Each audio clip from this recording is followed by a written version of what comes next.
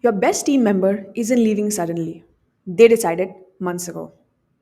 Hi, my name is Sonali. I'm the founder of Youmanize. Today, we're going to talk about why your best team member is quietly planning to leave.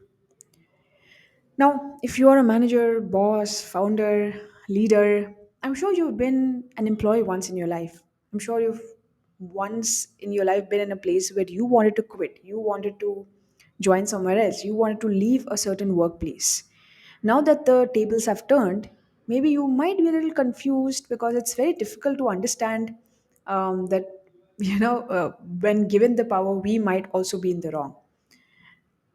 I hear many people often say, if only I was the manager, I would do things differently. And then those same people, when they do get the power or the tag of being the manager and the boss or the founder per se, they often don't do things differently because we don't know what different looks like. I mean, we only learn from people around us. We also learn from books, of course. But I think learning by just modeling someone is much easier and it comes more naturally to us. So, oftentimes, without even planning to do so, we're mimicking bad behavior.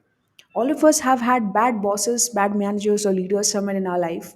And when we become one such, we fail to understand it because nobody is flagging it off to us.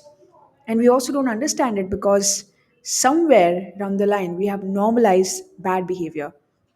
We have normalized toxicity in the name of hard work. So, you might just be losing your A players. And if you really want to do something about it, keep watching. So, why would they leave, you ask? Maybe you can start with this.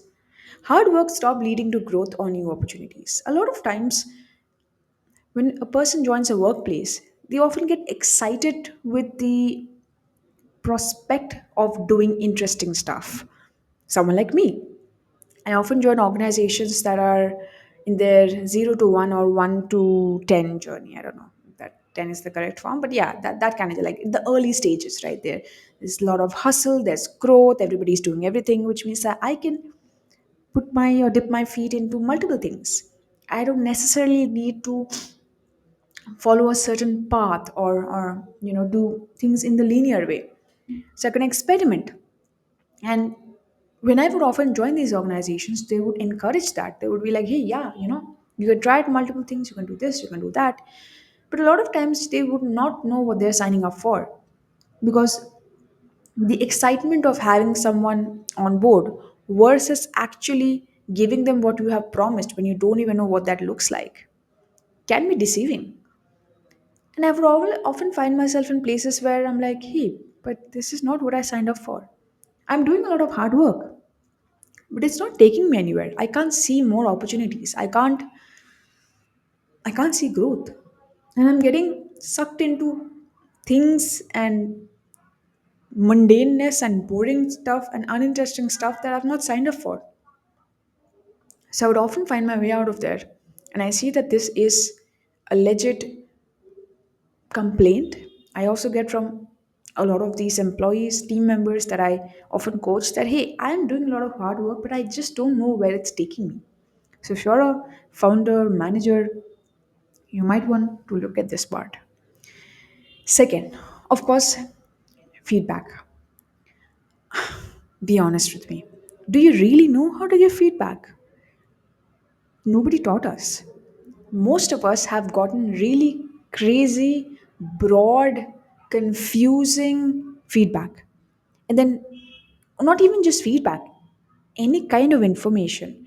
If you have been a client, I can bet that your brief given to any person to do anything has been supremely vague. Because a lot of times we don't even know what we want. And we expect the other person to bring our vision to life, whereas we're not giving them a map, we're not giving them a direction, we're not giving them anything. And when they come back with something that they presume that they got right, we'll say that, hey, this is not what I asked for. So, feedback, vague feedback, is definitely going to upset a lot of people. And they might just feel like, hey, this is a waste of time. I'm not learning, I'm not growing, so I should just make my way out. Third thing, Promotions kept getting to louder, not better performers. Okay, so a lot of people in the workplace pretend to work. They kind of look busy, but they're not always performing. They're not always delivering. And if your A players are noticing that they're getting all the accolades, they're getting all the credits, they're getting all the why the opportunities, then why would they stay with your organization? Why would they stay in your team?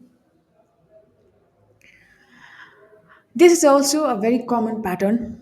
The moment an A player, or anyone, or most people by that, for that matter, says that I'm going to leave, or I am planning to leave, or I want to drop my papers, that's when appreciation shows up. That's when you have that conversation saying that, hey, what can we do for you? How can we retain you? Is it about the money? Is it about the title?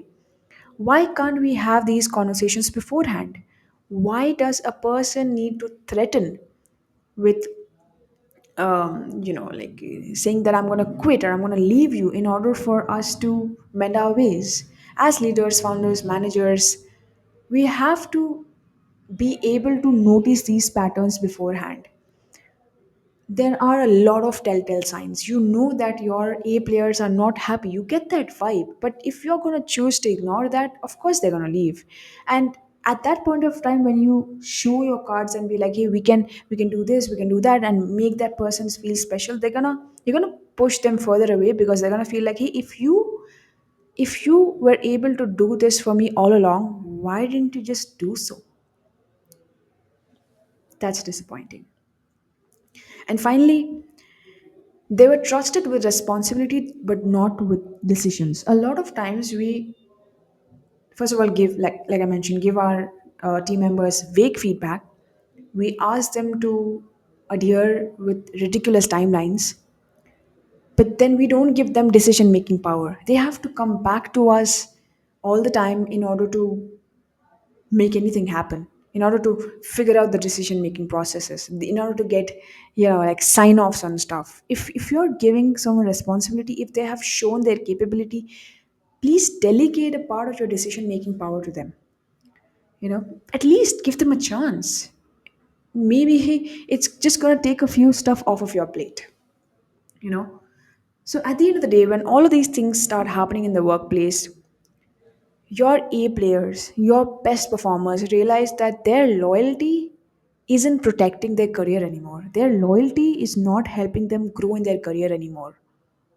So, why should they even stay? Why should they even think about doing more hard work? Why should they want to be in your team? And it's not just about quitting a job, it could also be quitting you as a manager, quitting you as the leader. They could very well go and join another person's team in the same organization. And these are all the reasons why, or I mean, a bunch of the reasons why they could do so. So if you really want to retain your best players, your A players, you got to look out for these signs. You got to make sure that you're being honest to them. You're giving them the right opportunities. You're giving them the credit where it's due, of course. You're giving them some level of decision making power. You're not giving them vague feedback but direct feedback, crisp, clear feedback, better if it is written in communication. And you're giving them the right promotions.